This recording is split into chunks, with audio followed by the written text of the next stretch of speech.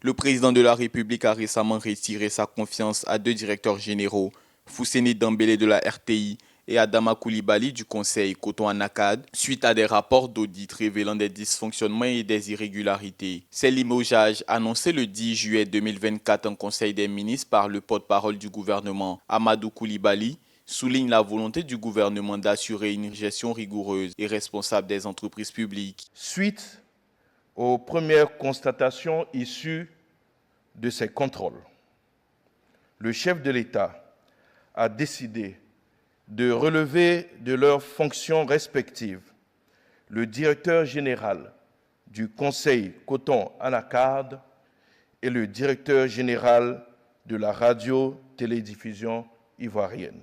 Le gouvernement ivoirien met en œuvre diverses initiatives pour lutter contre la mauvaise gestion des services publics. Des audits réguliers et indépendants sont commandités pour évaluer la performance et la transparence des entreprises. En 2023, plus de 50 audits ont été réalisés permettant de détecter et de corriger des irrégularités. Ces sociétés d'État sont d'abord des sociétés.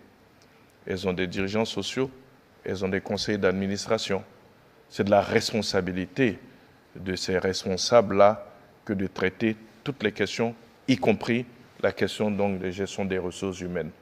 Mais ceci étant, j'avais ajouté que la responsabilité de l'État, c'est de garantir un environnement social apaisé. En outre, des réformes institutionnelles et législatives sont en cours pour renforcer les mécanismes de contrôle et de sanctions. La mise en place d'organismes de surveillance indépendants et le renforcement des capacités de l'inspection générale d'État font partie de ces efforts.